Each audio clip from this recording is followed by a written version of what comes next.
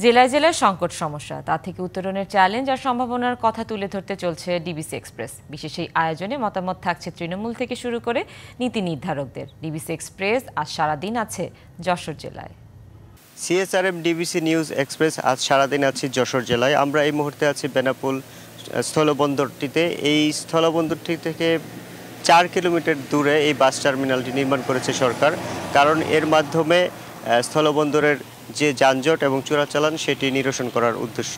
কিন্তু সেই স্থলবন্দরটির এই যে বাস টার্মিনালটি সেটি কিন্তু চালু করতে পারছে না, কারণ প্রভাবশালীদের প্রভাবের কারণে এটি চালু করা যাচ্ছে না বলে আমাদেরকে স্থানীয়রা জানিয়েছেন। আমরা একটু কথা বলবো এইখানে যারা আছেন।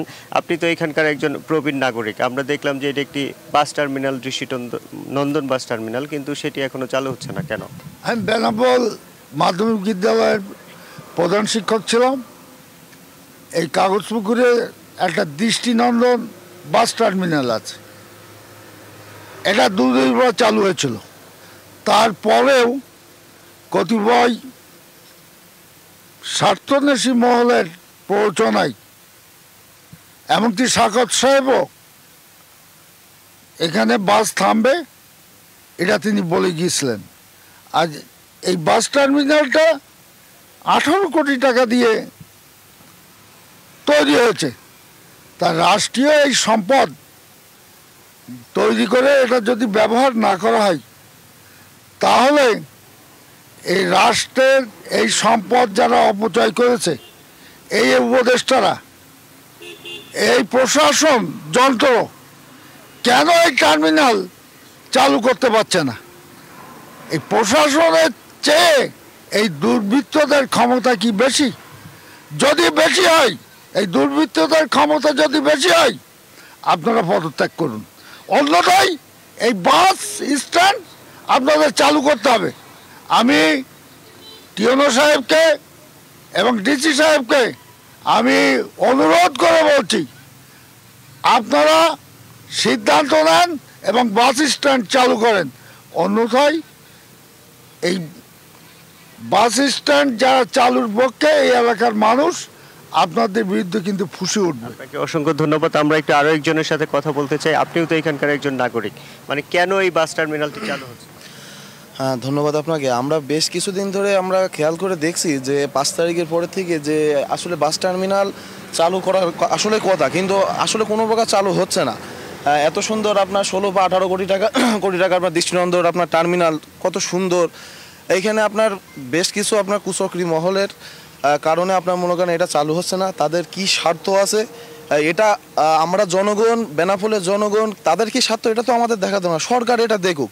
কিন্তু জনগণের দাবি, জনগণের ভ্যাট ট্যাক্সের টাকা এত সুন্দর একটা দৃষ্টিনন্দন টার্মিনাল আপনার হচ্ছে সরকার করেছে আমাদের জন্য। অতএব আমাদের জন্য এটা আপনার মনে করেন হচ্ছে ওপেনও করা হয়েছে, কিন্তু ওপেন করার পরে উদ্বোধন হয়েছে, চালু হয়ে গেছে, চালু হওয়ার পরে এটা আপনার মনে করেন আবার বন্ধ হয়ে গেছে। কি কারণে আমরা বেনাপোলবাসী আমরা জানতে চাই। আপনাকে অসংখ্য ধন্যবাদ। আমরা একটু আরো একজনের সাথে কথা বলতে চাই। এই যে এটি চালু হচ্ছে না, এর ফলে কি সমস্যা হচ্ছে? এখন আমি বলতে চাই, আমরা বেনাপোলের বাসিন্দা হিসেবে আমাদের বেনাপোলে একটি আন্তর্জাতিক মানের প্যাসেঞ্জার টার্মিনাল আছে। এই টার্মিনাল দিয়ে বাংলাদেশের সব স্থানের মানুষই যাওয়া আসা করে। আমাদের বেনাপোলের একটা মুখ্য সমস্যা ছিল সেটা যানজট। আমরা মনে করি এই যানজট নিরসনের জন্য আমাদের বাস টার্মিনালটা ওপেন থাকলে আমাদের বেনাপোলে যানজট মুক্ত থাকবে। আর আমি আরেকটা কথা বলতে চাই, তৎকালীন সময়ে আওয়ামী লীগের আমলে যখন বাস টার্মিনালটা চালু হয়েছিল, কিন্তু তারা হয়তো তাদের স্বার্থের কারণে তারা বাস টার্মিনালটা চালু করেও আবার এটা স্থগিত করে ফেলছিল। কিন্তু আমাদের বর্তমানে অন্তর্বর্তীকালীন সরকারের কাছে আমাদের দাবি, তৎকালীন সময় যদি এটা বন্ধ থাকে, মানুষ যদি ভোগান্তিতে থাকে, তাহলে এই সময়ে আমরা তো এখন উন্মুক্ত, আমাদের তো এখন বাক স্বাধীনতা আছে, আমরা সকলে সব কিছু বলতে পারছি, আমরা এখন সব দিক থেকে সুবিধা পাবো। তাহলে এই সময়ে এসেও আমরা কেন এটা থেকে বঞ্চিত থাকবো? সরকার কেন বঞ্চিত থাকবে? তার রাজস্ব থেকে কেন তারা বঞ্চিত থাকবে? সরকারের কাছে আমাদের আবেদন যে তারা দ্রুত এই বিষয়টা তদারকি করুক, তদন্তের মাধ্যমে এটা কেন চালু হচ্ছে না সেটা তদন্ত করে বের করুক, করে এটা যথাসম্ভব দ্রুত টার্মিনালটা চালু করে আমাদের বেনাপোলে যানজট মুক্ত করুক। প্লাস বেনাপোলবাসীর আমাদের স্বাধীনভাবে আমরা যাতে শহরের ভিতরে মুভ করতে পারি, আদার সাইড থেকে যারা আসে তারা যাতে সুন্দরভাবে এখানে আসতে পারে, যাইতে পারে, সেই ব্যবস্থা করুক। আপনাকে অসংখ্য ধন্যবাদ। আমরা দেখছিলাম যে আসলেই এই বাস টার্মিনালটি চালু হলে যাত্রীদের সুবিধা হবে এবং যানজট কমবে। একই সাথে যে চোরাচালান হওয়ার যে কথাটি মানে শুনতে পারা যায় বা এটার বাস্তবতাও আছে, সেই চোরাচালানও কিন্তু অনেকাংশে কমে আসার সম্ভাবনা তৈরি হবে এই বাস টার্মিনালটি চালু হলে। এজন্য দ্রুতই কিন্তু এটি যেন চালু হয় সেই জন্যই কিন্তু এখানকার মানুষেরও দাবি। তো CSRM ডিবিসি নিউজ এক্সপ্রেস আজ থাকবো সারাদিন এই জেলায়। পরবর্তীতে অন্য কোনো সংবাদে আবারও দেখা হবে।